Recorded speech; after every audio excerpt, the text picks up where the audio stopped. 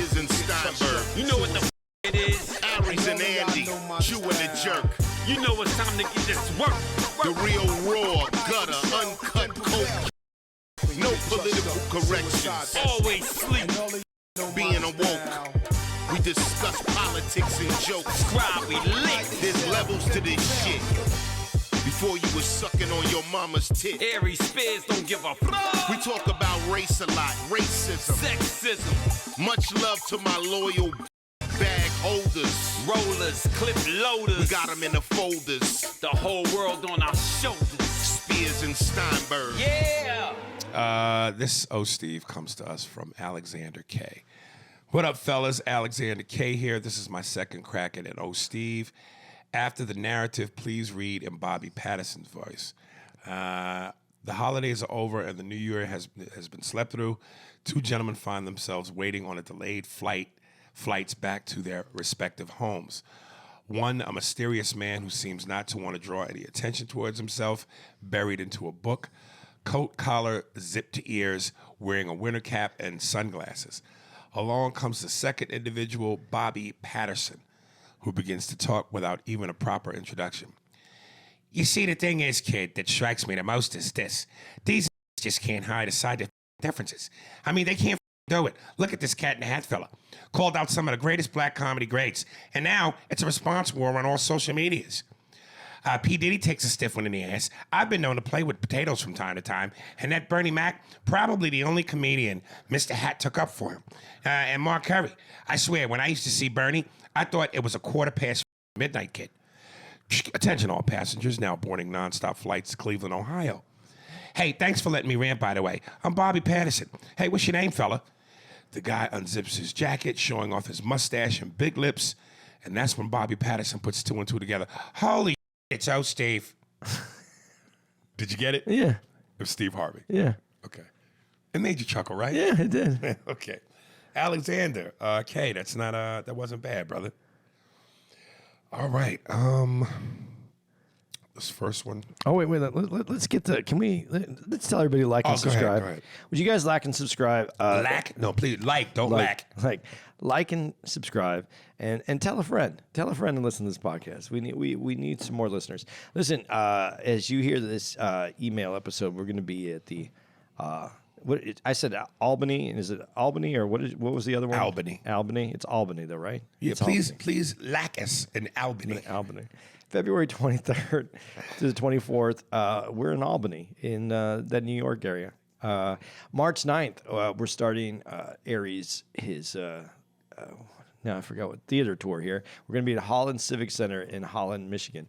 March 15th to the 16th, we're going to be at Cincinnati Funny Bone in Liberty Township. March 22nd through the 23rd, we're going to be at the Funny Bone in Virginia Beach. March 29th to the 31st, Funny Bone in Columbus, Ohio. April 5th, the Parker in Fort Lauderdale, Florida.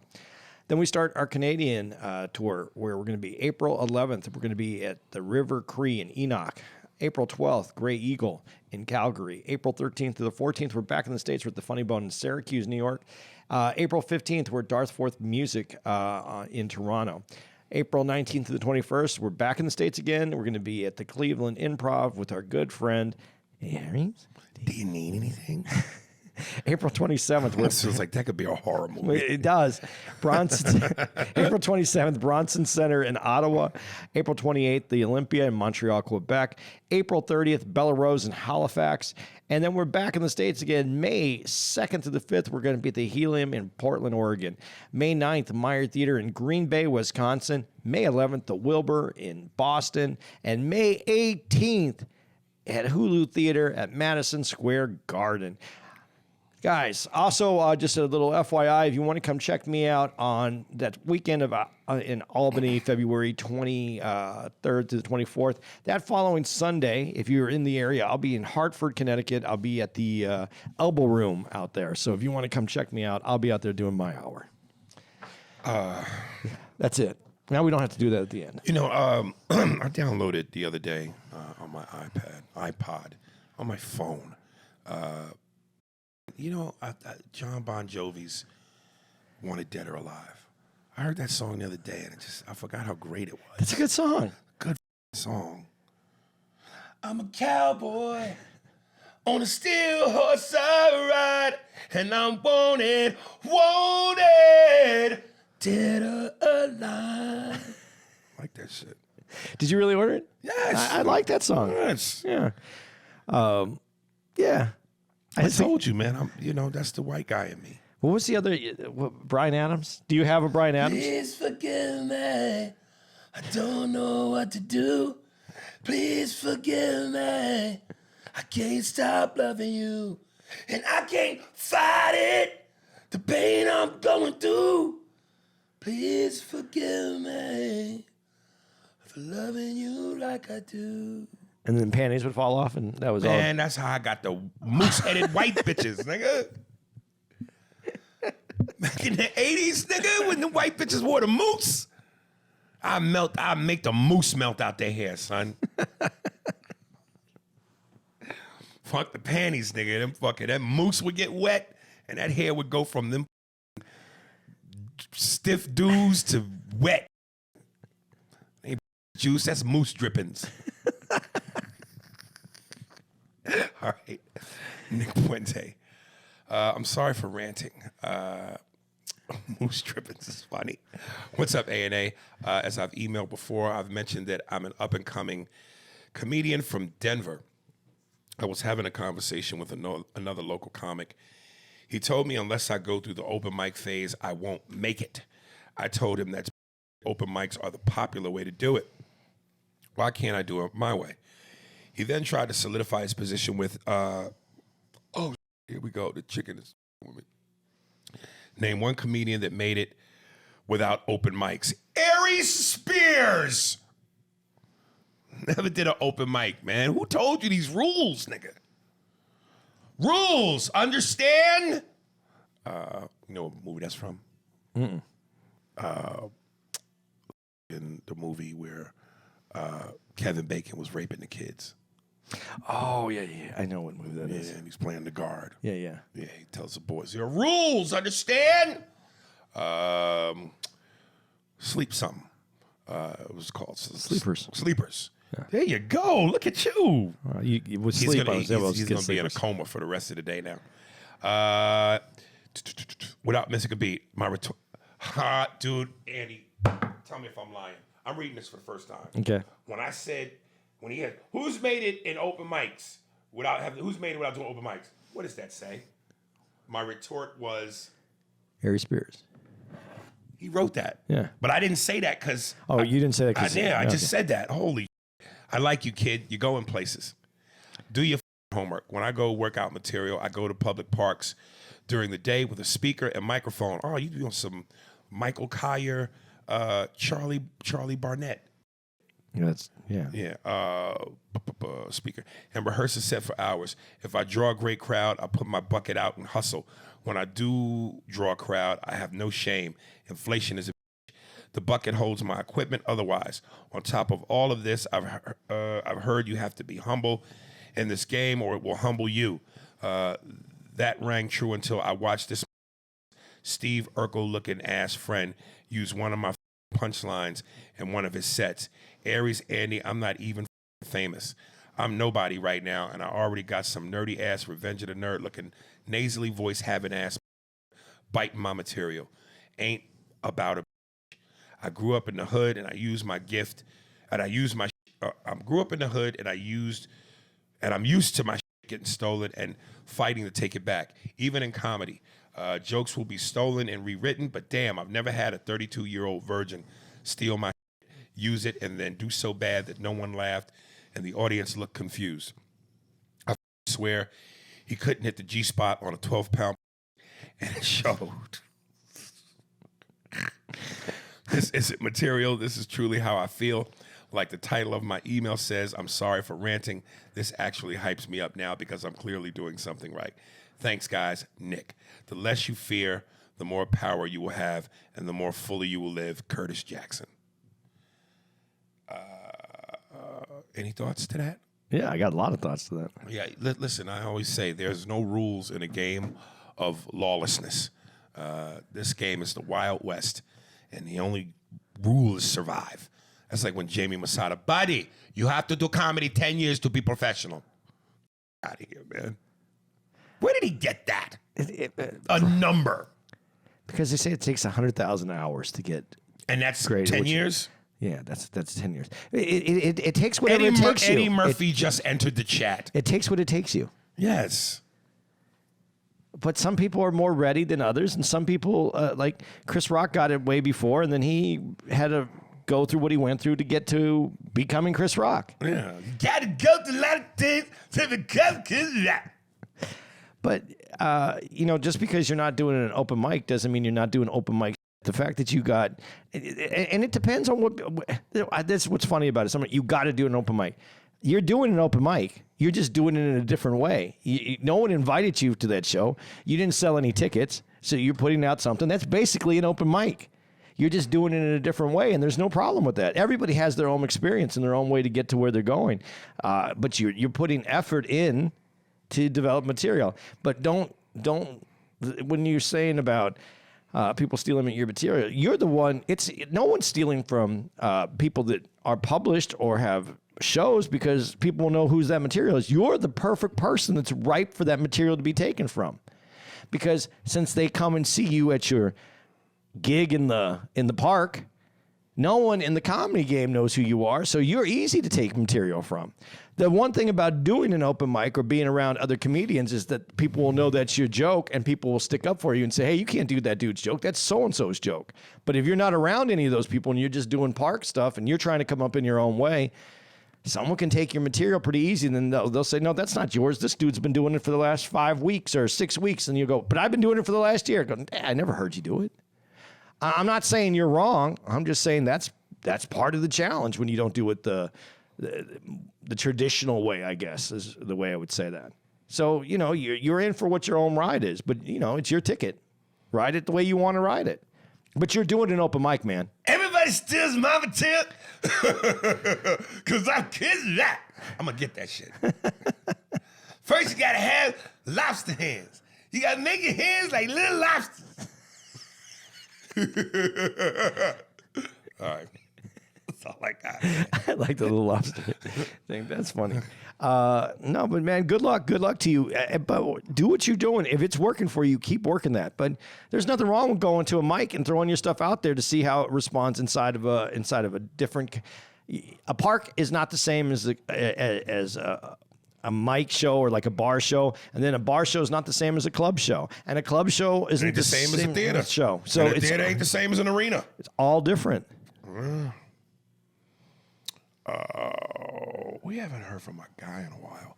Oh, here he come. Watch out, girls. He'll beat you up. Oh, here he come. He's a woman beater. Ronald Williams strikes again. Flashback. Damn, now I'm listening to episode 192. Andy, you know that was full of what you said. You rather the country take... Okay, hold on. Before you finish this, I just want to go. I know it's in episode 192. That was 3 years ago, man.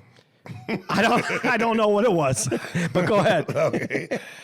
You rather the country take a financial hit to have Joe Biden in office and end racism.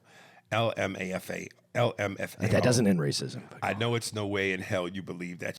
Well, the country is doing bad financially. The country is doing bad financially. Racism. Still here, and we had the dumbest president in the world. And Aries, please, I mean, no disrespect, but you sound crazy about how good Biden would be for our country. I don't know if I sound as crazy as doing bad financially racism. But let me finish. And I know how you get when writers don't agree with you. That's why I'm saying when writers don't agree with me. He means email readers. Readers, right? I think so. But go on. You see the irony in this? Yeah, email? I do. Okay. I saw it before. Okay.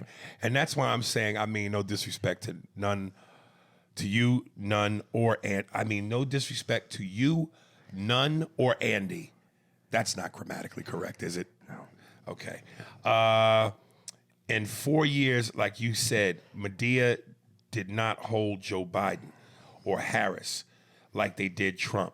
Oh, I'm sorry, Medea. My fault now. I've got to get a $10. Media. He got me on an avalanche, so I'm trying to get my balance, even though I'm falling down the hill at 80 miles an hour. Love the pod, but I hope we get Trump back in office 2024. Okay. I want to answer since you started with me off the top. You got it. Just real quick, what I said, and I stick by what I said, Biden was the right person for the job at the time. The media. And that's key right there, at the time. The media was going to take us into some social destruction because they wanted to make Trump this villain. They held him accountable in a different kind of way, especially at that time. And we needed to show the hypocrisy. I said that Biden was the right person for this job because otherwise we're going to go into this. It's going to get deeper. This showed us exactly what we were. This showed us exactly what we were. And I still don't understand. And I said this back then. These are the two best people we can find to run this country. And almost 3 years later, these are still the only two people that apparently can run this country. If these are the only two, we really should put a for rent sign up and we should leave. It's unbelievable to me that the political system, the media barely recently has started calling out the fact that this is ridiculous, that these are the only two people that can run this country. We should have been, I don't understand. First of all, Biden, and this is going to show more hypocrisy on the Biden situation and with the media for not holding him accountable on this. He said he's a bridge to the next person. He talked as a one-term president, and now he's going for another term when I don't know that he knows where he's going, period. This is ridiculous. There's no reason that the Democrats couldn't have found someone in their ranks that could have been a great person to run against Trump.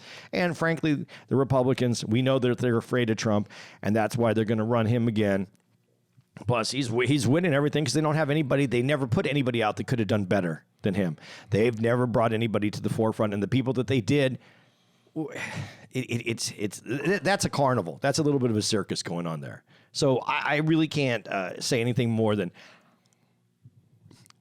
all the things that we're saying, anything that I just said now, anything you just said now, it really comes down to the fact that there are better people that are more qualified, I think, in a better position to run this country. And for whatever reason, their voice cannot be heard. And the media should be talking about this, and we should be looking at who else is credible. But we have the worst media. This media that we have that's owned and bought and paid for by whoever is in charge of whichever company, we need to change this because this doesn't work for us. PBS needs to be more important because we need public broadcasting. We need people that are looking for more truth. Why? We don't know who our better candidates are, and we aren't driving them to the forefront. These guys are too old. They don't even work with the technology. There wasn't even a kitchen phone in Biden's house. I doubt it, seriously. And we have computers in our pockets that were more powerful than what the computers are that took us to the moon.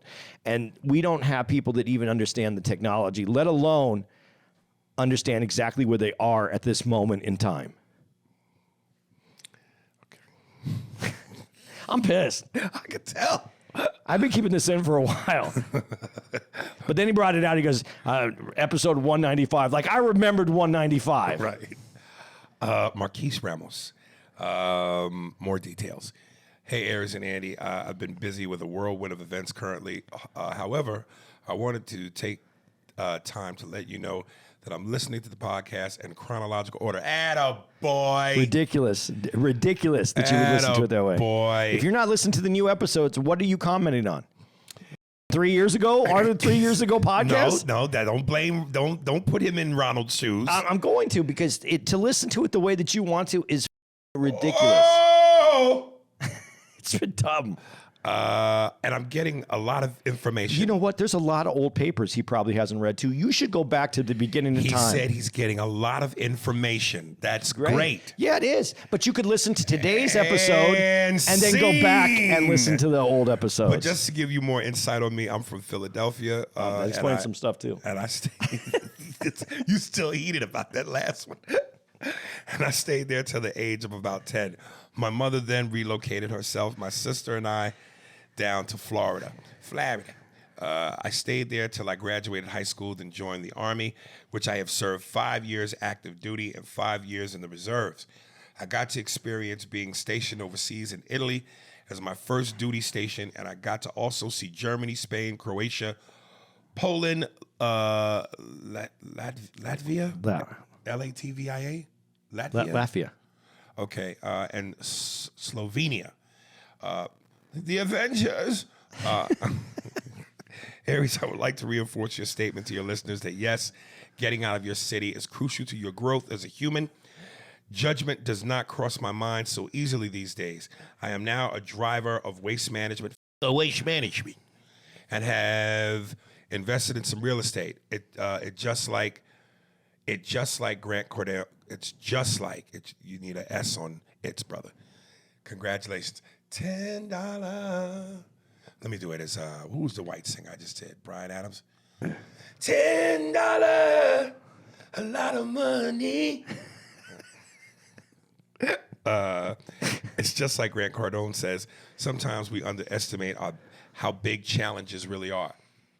I've learned that connecting with you guys via email sure is not only cool in the social aspect, but also therapeutic in some ways. Keep it rolling and hit y'all up again soon. Much love. Let me go ahead and read one from our guy who we'll be seeing in April. Tears in a bathtub. Kolsch, who truly celebrates your wins. What's good, Annie, Kendine, and Spears in the flesh? I like that. It's cute. Firstly, apologize for this lengthy email, which it's not. It's about as short as your bathtub sessions. I wanted to give you both something popular to ponder about. Uh-oh. Maybe, it's getting deep.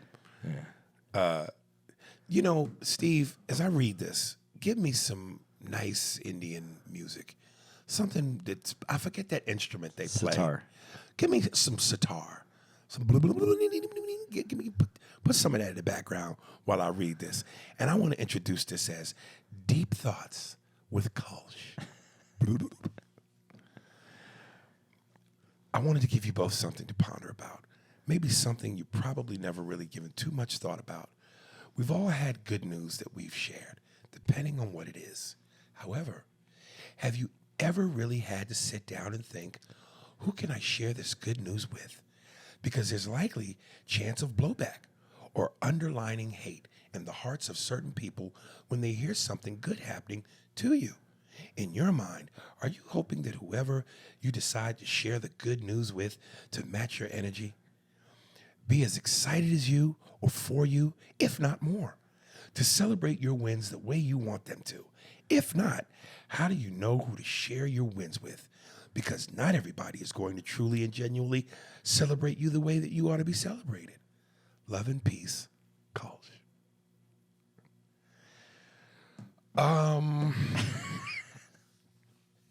Yeah, that was deep. No, it really wasn't. To me, it wasn't. To me, it isn't. Because I always understood what he was saying, and I've always understood this. Yeah. From a young age. Yeah. You don't share with people that's good news. And even when you have good news, you don't throw it out that way, because people, the first instinct from someone is not to be joyous for you. They're jealous for themselves. It's something about people. They can't. Well, you don't think you have anybody you share good news with? Your girl, the pillow talking to bed at night. Tara definitely is one. Me? You, yes, I would share with you, because I don't think that there would malice be in my heart towards me. But I always temper whatever I say to anybody, because anytime you have something that is just exciting to you, you would want the person that you share that with to feel the same amount of excitement. And generally they don't, because it's your excitement. And as far as even family, man, family always, then they want to look at it like, oh, well, maybe that's not. When I started doing comedy, to tell people that I was really going to do this, I mean, no one's going to go, oh, well, family's going to be like, you think that's the best, Well, they're looking out for you in the way of having something more secure. But that's still negative. That puts up those You're negative. right. You can't have that. And I've always been very tempered about the way that I share anything that is good news for me, to anyone, because I learned that at a very young age. Everybody, you know what people really like? And you know this for a fact, whether you realize it or not. The car crash. Yeah, people love to hear about what's hard on you. People want, people don't want you to succeed and move away. People want you to need help from them. Everybody wants to be your savior. Join them at the end of the bar. Yeah. Yeah. And That's what people want. And that is the truth. And no matter where you are, whether it's family, whether it's friends, whether it's you're better off telling the homeless dude the most exciting news, because that person doesn't give a about you one way or the other, and they'll look at you and go, "That sounds fantastic." Hey, give me $1. Give me $1. That's all they want, you know. So you know, to me, it's just funny to hear it because you said it spiritually, where I have realized this in my life in the hard way, which doesn't make it spiritual to me. It makes it frustrating that you can't have that kind of relationship with most people. I should pay a homeless dude to travel with me just so I can tell him my problems. Yeah, homeless people don't even about your problems. They're trying to stay warm that night. Yeah, I'm just. That's what's great about it, because they just want to be warm. So your problem, your victory doesn't mean anything. Nothing. They don't care one way or the other. They're the But best. at the end of every story, I just go, well, at least I'm not you. At least I'm not home. At least I have a roof over my head. Well, but see, that's kind of the part of the thing is because people, when people are depressed, they sometimes forget there's people in a much worse situation that would look at their situation and go, I'd do anything to be in that situation. Right. What would you do to be in my situation? I was trying to do the Klondike bar. Yeah. It sounded right. Almost. Too many syllables. J. Nick Patton. Oh, remember this, Andy? Episode 0. What's up? It's Nick, your token trans listener. Hey. Nick! What's up, man? Hi, Aries. It's Nick. I fell off from listening to podcasts for a while, but now I've got a lot of free time on my hands. And I finally decided to start listening to y'all's podcast from episode 0. It's fascinating to listen to you guys talking about Trump and politics in 2017, considering we're once again dealing with Trump and the election cycle.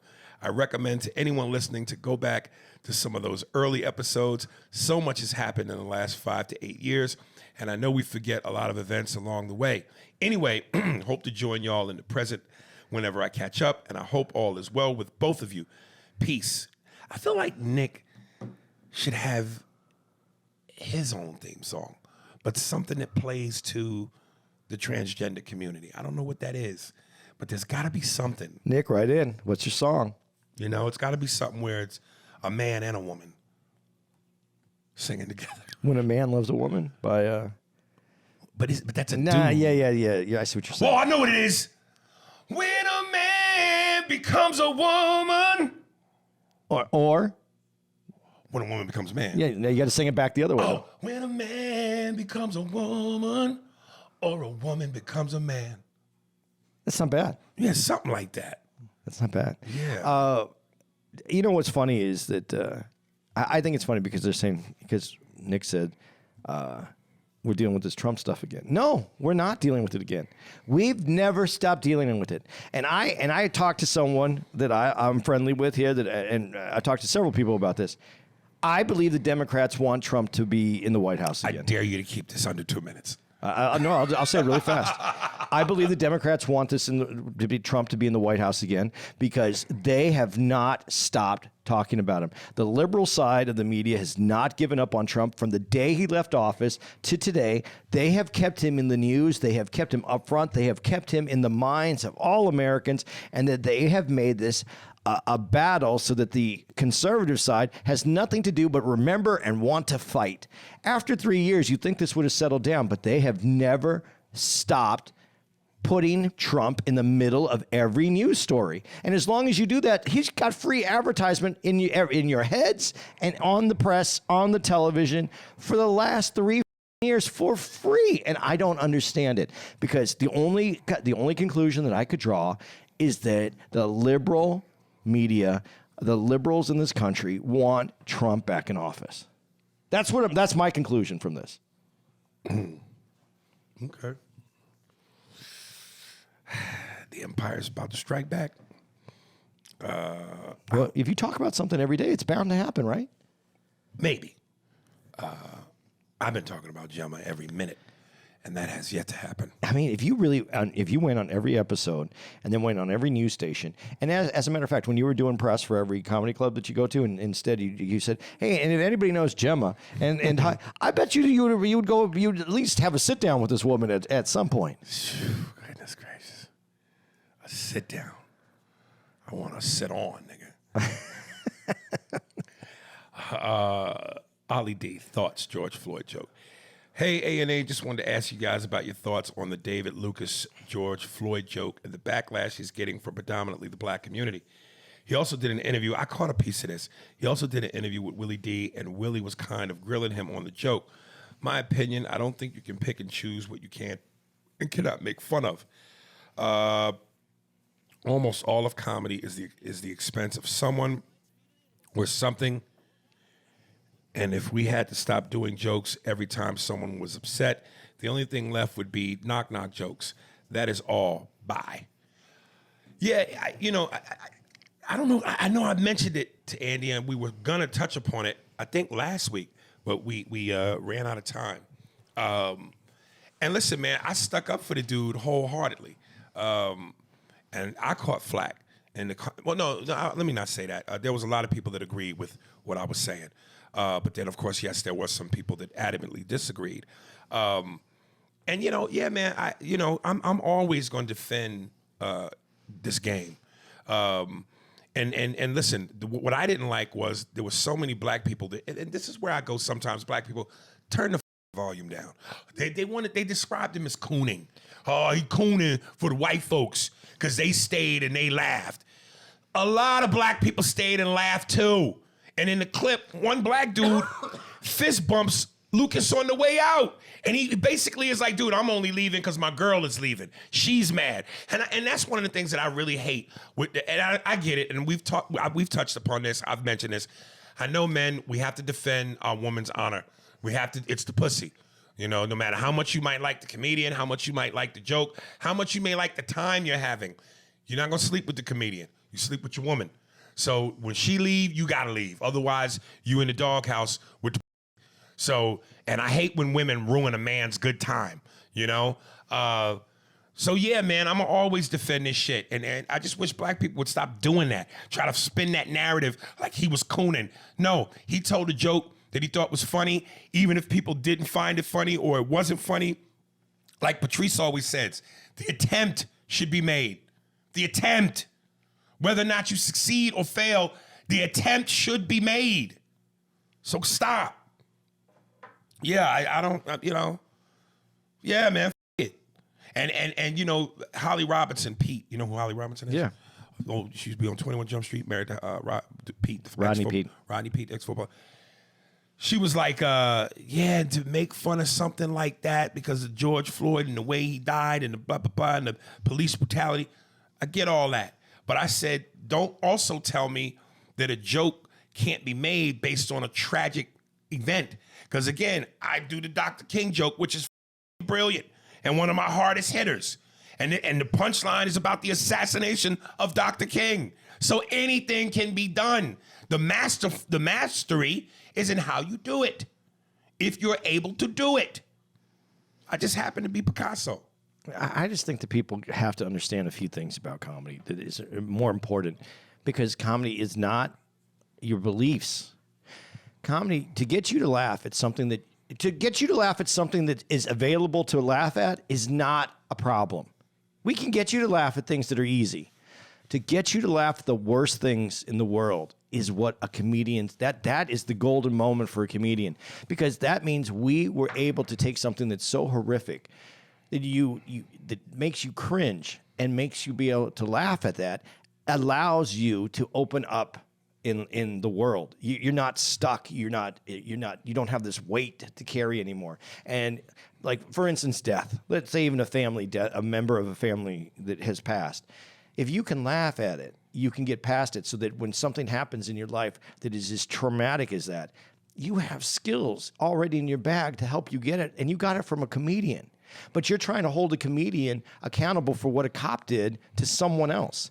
That's not the comedian's job. The comedian's job is to make you laugh at that horrific situation and make it funny so that you can get past the mental image of how horrible and tragic that was. It doesn't mean that the situation wasn't horrible and tragic. That doesn't mean anything. But for him to call it out and to make fun of it the way that he did, he's a comic and he's entitled to try to do that. And as like Ari said to Patrice, he maybe to you he didn't get it right, but maybe to some other people in that room he did. And he has that's his right to give it a shot, even if everyone in the room didn't like it. And that's the beauty of subjective. Like, stop. I hate when people go, I really hate when people try to go, well, it wasn't funny. Say to you. I hate when people try to act like, because I didn't find it funny, no one else should appreciate his art. Somebody else might have thought it was a beautiful piece, even though you didn't, but people think their opinion is law. It just wasn't funny. Say to you. I hate when people don't include the words to me, because when you say it just wasn't funny, like you're stating a fact. That's not a fact. That is your subjective viewpoint. To somebody else, their subjective viewpoint might be, shit was hilarious. But people think their word is law. It's not. And as tragic as it was, here, I'll take some heat for this one that I'm about to say. As tragic as that was, I think some of the point of the joke is and I think Chris Rock has made this point on on other people as well. Now you're almost the way that, listen, I think it's tragic, and I think it opened up America's eyes to a lot of problems with this country and policing, and I'm all for that. But now we're putting George Floyd on the same pedestal that you could have Martin Luther King on? I mean, there is something to be said about these are two different people. The tragedy is a different story. And I think that that's really where he was trying to go with this joke at some point, as the joke was going to evolve. That you picked someone to put at this level that may not be the man to be put at that level. And listen, the tragedy could be put at that level. To defend George Floyd a little bit, I also read in the comments where people are going, yeah, people keep trying to make him out to be a saint. The guy was on fentanyl and this and this, and even if it was all of that, even if all of that is true, don't diminish the tragedy of what happened. Exactly, because he should never have been treated that way. If anything, he should have been treated better because he should have been rushed to a hospital. His situation should have been more important. But to try to raise his level of who he was as a person to a king level is something that I think is a valid attempt for a comic to be able to do. Not me, personally. I'm going to stay away from that one. But for that man, if he wanted to do that joke and he felt that he had the ability to do it, he should have the opportunity to try to do it. I'm going to tell you who's really kind of leaving a bad taste in my mouth comedically. And I mentioned this before. Monique.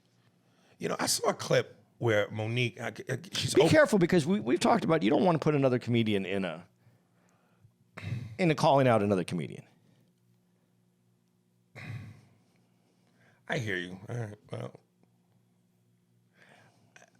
What I'm ultimately trying to get to, though, I'm just talking about jokes. And this is because if I'm gonna talk about subjective, let me lie in that I can't double meaning here with subjective. But it's just like there's a clip of her. She's opening for Cat now, and she goes on to tell the story. And she goes, "When I saw that Cat stand up on his, I called that nigga baby, and I said, you." And of course, I couldn't wait to read the comments, and everybody was. Their sentiment was what mine has always been. It's like, where are the jokes? Where is the substance? Now, if I'm going to live by subjective, then I'm going to have to die by subjective. To some people, they probably thought, okay, I'm just going, where's the jokes? All I hear is baby nickel. That's just effect. That's just shock. Where's the jokes?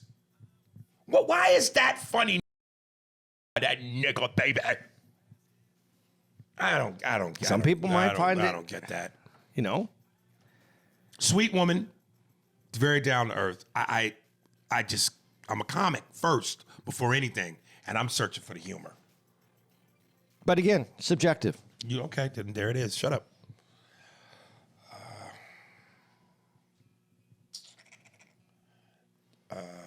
J.Y. Gemma the Equalizer. Oh, this is right. This is good. She kills people with her legs. She could. I would love it. I wouldn't want her to. I would want to put my neck right behind the back of her knee, so her calf is up against my neck, and her thigh, her hand, what do you call it? These are the quads, deltoids, the reverse. I don't know. The back thigh meat is on my other neck, and she's choking me with her leg not to the point where I die, but almost black out. What would you think if she put your head in between her Yes! thighs, her inner thighs, Yes! and she put it across her legs like that and squeezed your head, and the last sound you heard of your life is that same sound as a chicken bone breaks, as your head just popped. I don't believe I would feel it. But you would hear that, the last sound. Would you still be okay with it if the last sound was like...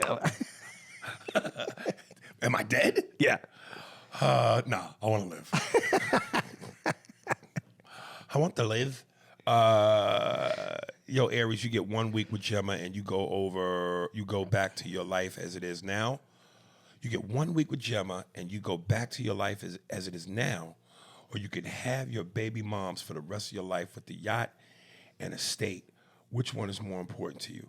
Gemma seems like only a fantasy, so as long as she's just on OnlyFans playing with herself, that she is still pure for you. Okay, what's his question? Which one do you want? Your baby mom and the yacht party, And all the dreams come true, or Gemma for the week, and my life stays the way it is forever. Oh my God, man, why you gonna queer me like that? That is such a conundrum, dude. Because you know how bad I want the yacht party and the dream, but Gemma, dude. Is there a side room at the yacht party? There's a side boat at the yacht party. I leave the main boat to her in the side boat. Damn, dude, I gotta have the dream. But damn, you know it'd be weird, like if I did meet Gemma and she was personality-wise everything that I just hated. That's a good possibility. Oh, God. Also, if CBS called you and says you get the opportunity to be a co-star on CBS The Equalizer with a Queen Latifah, 2 eps, and you get to do and be yourself with uncut jokes you provide and you stand out, but she's going to have to beat you up, you take that role? Yeah, I take it. Yeah. You have to take the role. I just because I wanted to swing at me and hopefully one of them giant titties hits me in the mouth. I could see you doing it and overacting it where when she hits you, you just go, oh, you just take it to the weirdest level you could. I just would want her to beat me up and I just fall in her chest. I swear like the dude who want to pay to sit on a podcast. I swear like the dude who want to pay to sit on a podcast. If I had the millions, I'd like to create a King of the Hill / Ted / Family Guy-like series with your podcast characters. Burt Bridgewater, and especially Bobby Patterson. I hope the Dr. Dre movie pans out because that could turn out to be something. Jay, you hit me with a conundrum, brother. Damn, man. Damn. But, yeah, I think I'd go for the dream, man. Always follow your dreams, man. I think you have to go for the dreams. Yeah, you got it. Because if you're going for the dreams and you continue to dream, then that would be where you get to say to your girl, because it's a dream, right? Right. Hey, let me have this night with Gemma. no, can Gemma just come hang out with us a couple times? Beth Spies, speaking your mind. Hey, A&A, I've been catching up on the podcast, trying to finish before I see you guys in Montreal in April. I have to say you guys talk about such diverse topics and aren't afraid to say what you think. As I am listening to the podcast, I have certain thoughts that tend to agree with one or both of you, but would never have the guts to say it. Why? But as I listen more, I realize that it's okay to have different opinions and say how you feel, even if it's a difficult topic. So overall, I just want to thank you guys for the different perspectives, and I will live vicariously through the podcast until I feel more comfortable to say how I feel on certain topics. Much love, Beth. Oh, and this is a chick. Hey, Beth, speak your mind, baby. Let the conscience be free. We want to know what you think, you know? Especially since you're a woman, because we don't have too many broads that, you know.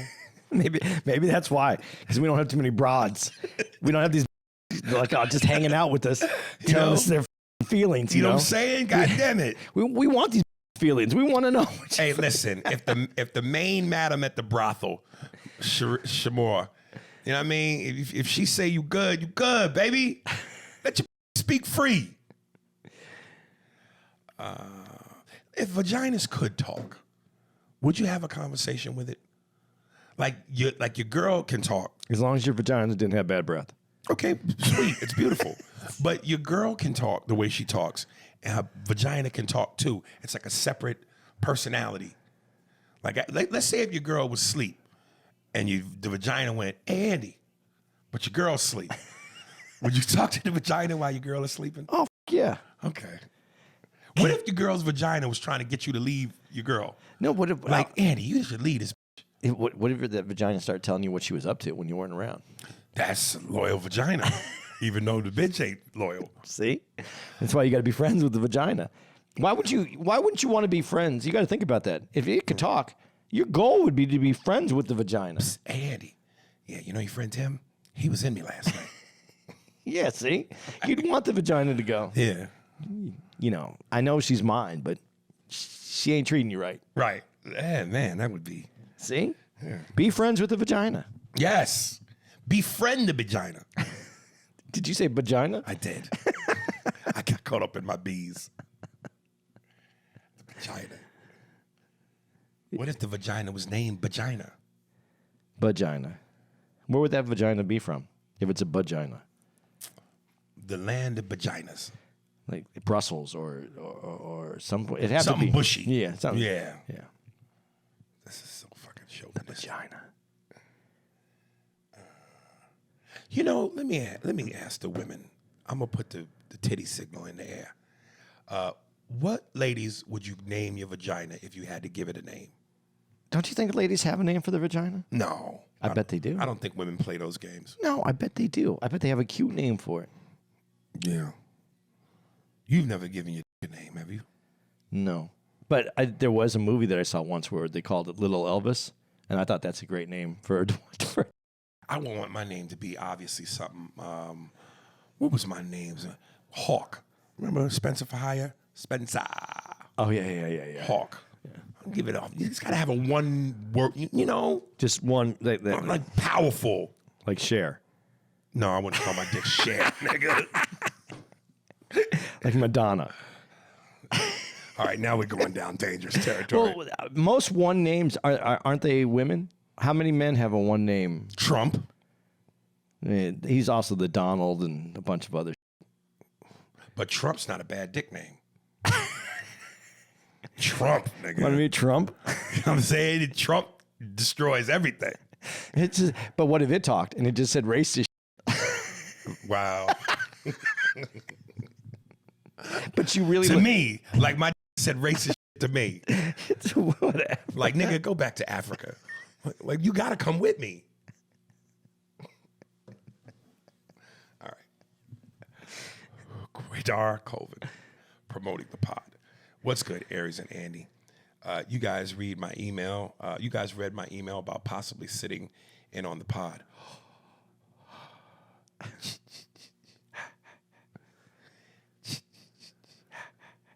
Andy mentioned I could sit in the green room and maybe come on stage. Did you say he could maybe come on stage? Yeah, I said that if we did it at a theater, like if he promoted Oh, it, if he promoted it and got filled up the not theater but the club, come into the green room and then go on stage and introduces the person who promoted it. I would be super cool with that. I live in Lake Forest, California. That makes me nervous about this nigga. The words lake and forest. Where's Lake Forest, California? I don't know, but it's something where niggas ain't found. No, I know they're not found there because I've never heard of like a tragedy in Lake Forest, California, where they like on the news. I never heard a tragedy of anything in Lake Forest, California. Listen, I don't think anybody lives there. There's no tragedy if you can't find the body. Today, no bodies were found in Lake Forest, California. goddammit. Which is in Orange County. I'm close to the Irvine Spectrum, and I'm not sure. Okay. I'm not sure if the Brea Improv is still there, but I am close to that as well. I know I can promote the pod and get people in the seats. Thank you for even considering that. I appreciate it. Well, when we get Brea on a date, we'll have to think about it. Never. I mean, come on, man. We're never getting Brea on the date. Yeah, no. No. If he's going to promote it, let him promote it. Bring people out. Do the pod live. Come on, man. If he killed us, one of us would be in the lake and the other in the forest. It would be the first time they found bodies in Lake Forest. They'll find you. They ain't going to look for me.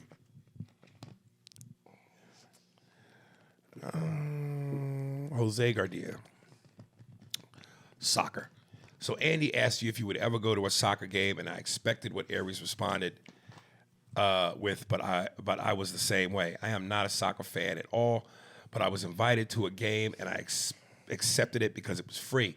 The game was Mexico versus Honduras in Houston, Texas. I definitely did not expect to have a good time, but it was amazing. I had a blast. Aries, don't knock it until you try it. You just might have a good time. No, I will not.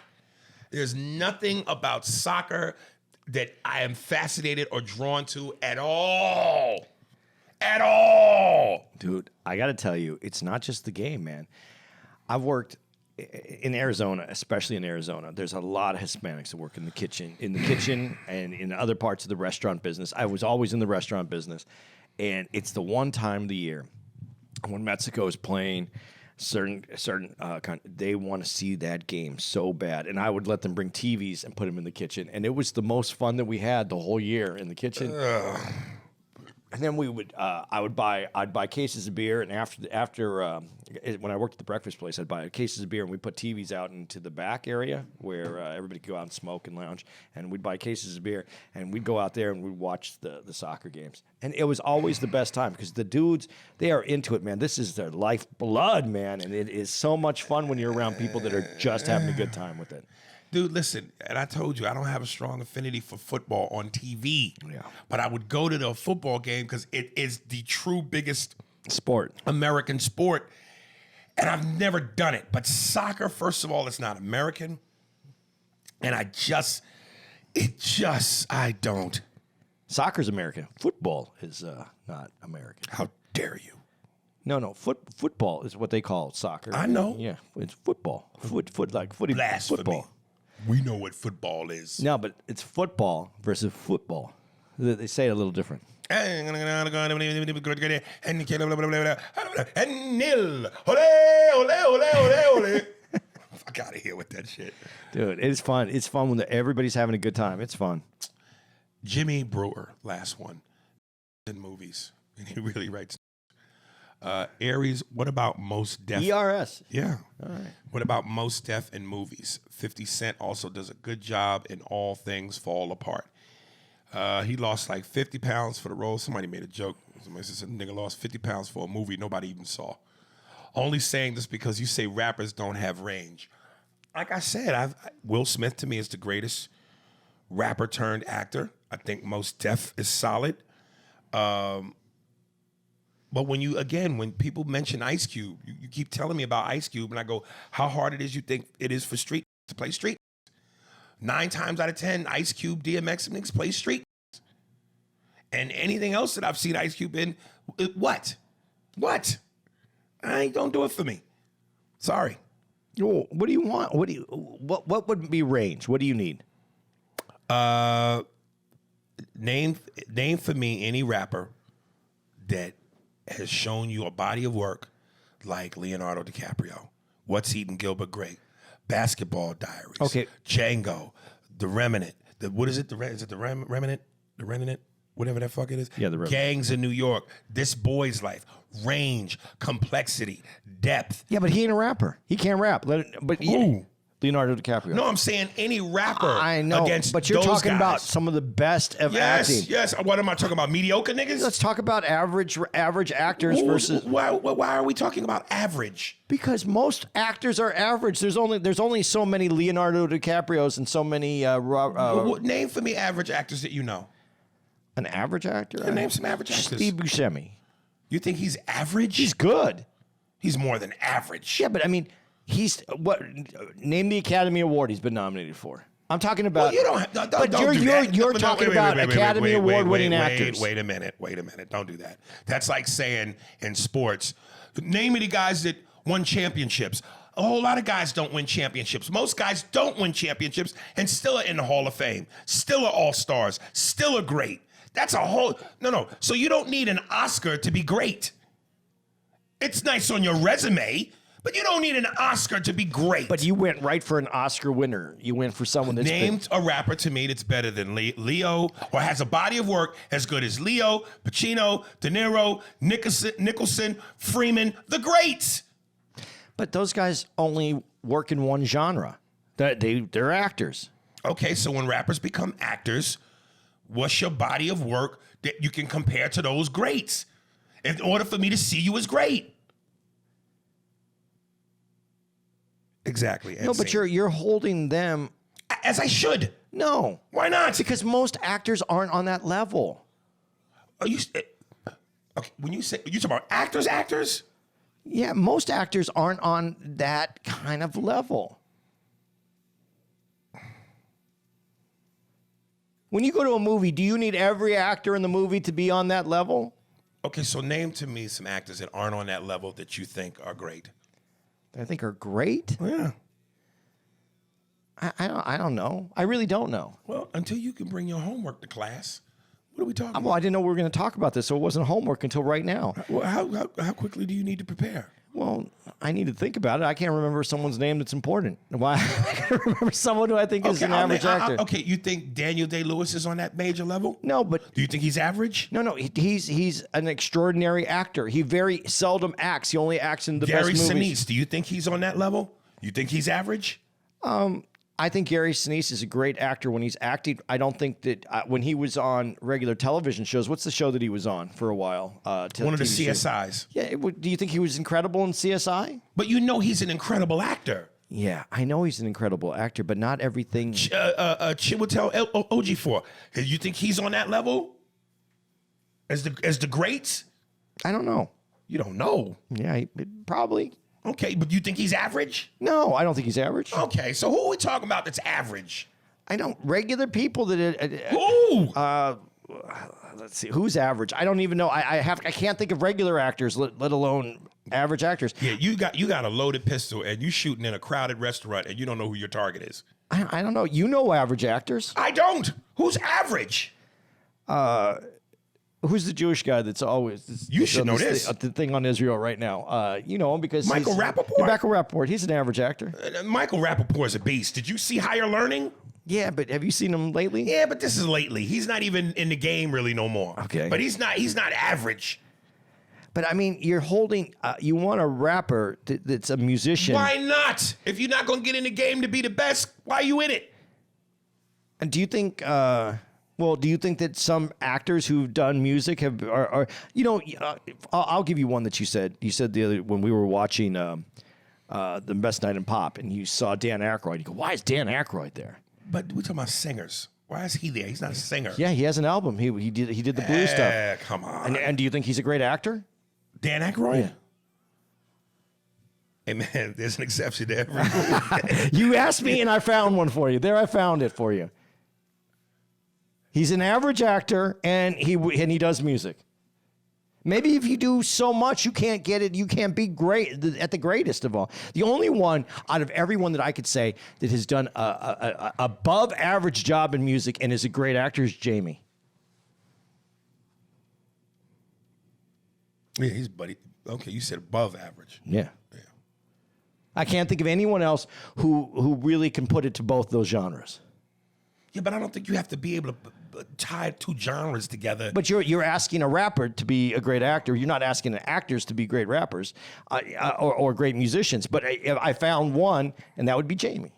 That's it. That's the only one that I see who crossed over and just killed it in both. Maybe you could say Dean Martin. Dean Martin did. He could sing, and he was great in the comedy as a straight guy with Jerry Lewis.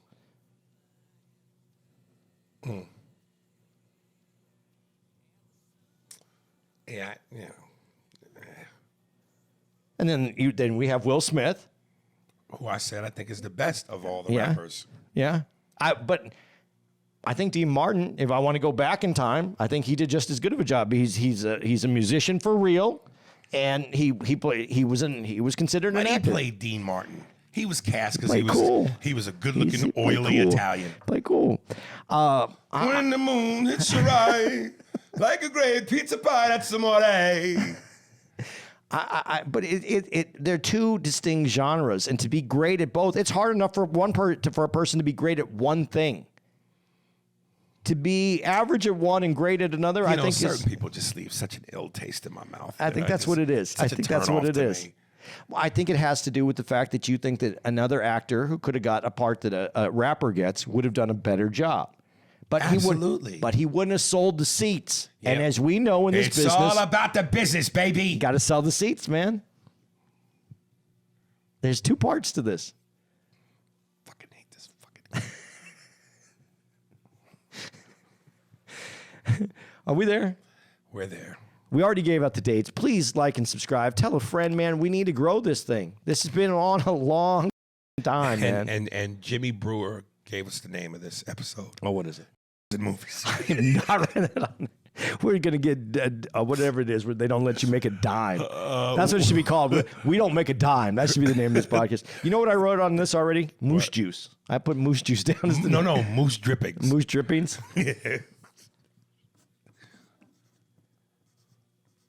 Okay, moose drippings. I like that. All right, guys. Thanks for listening. Spears and Steinberg. Thanks for listening to the Spears and Steinberg podcast. If you'd like to know who's responsible for this shit, it was hosted by Ari Spears and Andy Steinberg, produced by Steve Merrick and Anthony Holmes, executive producer, Big Papa, Robert Kelly, and Matt Kleinschmidt for the Laugh Button podcast. For more information on where to find us on the internet, visit SpearsburgPod.com.